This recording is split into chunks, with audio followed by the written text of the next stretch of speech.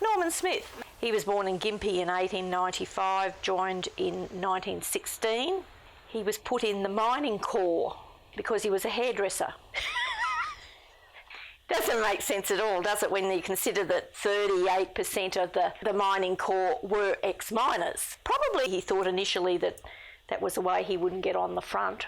I don't know. He was quite short by our standards, but 5'6", very small in size, 54 kilos, and he was able to crawl in amongst the tunnels, and it was extremely dangerous work because the Germans could break through and there could be a hand-to-hand fight in an extremely confined place, and sometimes there'd be cave-ins, water would come in. It was in an area that was extremely chalky and watery, very, very dangerous work.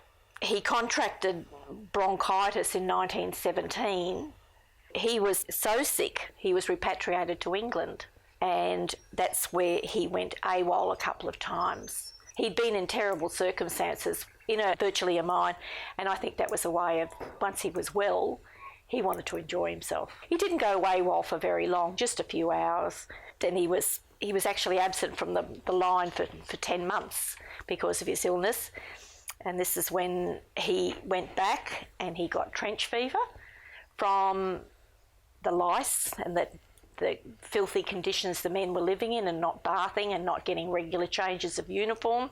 But then he was ordered to rejoin his company, and this is when he went with the other two sappers and he disappeared. And somehow or other he got separated from them, but the other sappers testified that he only had 4 drinks of alcohol. He probably went to a pub and he got drunk and he tried to make his way back to the railway yard, which is very close to the river, and he just fell in.